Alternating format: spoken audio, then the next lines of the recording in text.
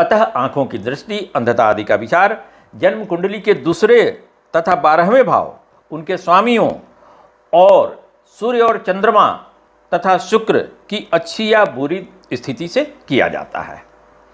आइए इसे एक जन्म कुंडली के माध्यम से समझने का प्रयास किया जाए। यह वृष लग्न में जन्म लेने वाले एक जातक की कुंडली आपके सामने पेश है। इस जन्म कुंडली के दूसरे भाव को देखा जाए। इस जन्म कुंडली के दूसरे भाव में चंद्रमा बैठे हुए हैं मिथुन राशि में। चंद्रमा क्षीण हैं, पापी हैं। वह कैसे भाई? तो राहु अधिष्ठित राशि के स्वामी होने के कारण, राहु जहां बैठे हैं वह कर्क राशि है, जन्म कुंडली का तीसरा भाव है। कर्क राशि के स्वामी चंद्रमा होते हैं।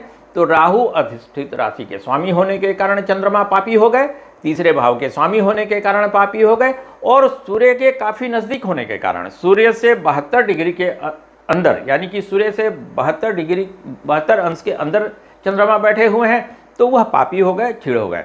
तो जन्म कुंडली के दूसरे भाव में क्षीण चंद्रमा होने के कारण यह दूसरे भाव को, यानी कि दाहिनी आँख को चंद्रमा नुकसान पहुंचा रहे हैं।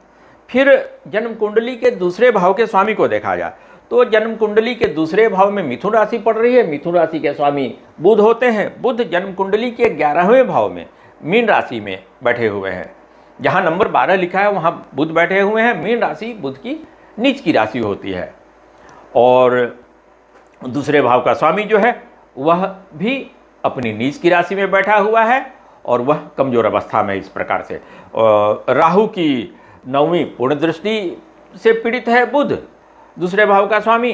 फिर 2 पापी ग्रह शनि और सूर्य के पाप मध्यत्व में भी है वह।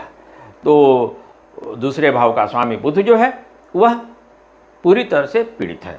फिर देखिए बाईं आँख के स्वामी को देखा जाए तो 12वां भाव हो गया बाईं आँख। जन्म कुंडली का 12वां भाव हो गया बाईं आँख।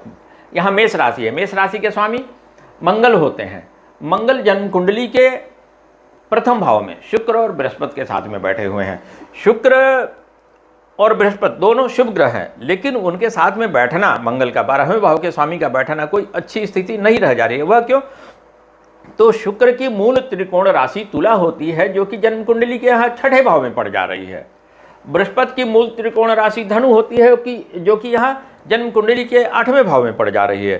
तो 6ठे भाव और 8वें भाव में शुक्र और बृहस्पति की जो मूल त्रिकोण राशि पड़ जा रही है, तो इनके साथ में मंगल का होना, 12वें भाव के स्वामी का होना, यानी बाएं नेत्र के स्वामी का उनके बृहस्पति और शुक्र के साथ होना, यह भी कोई लाभकारी स्थिति नहीं है।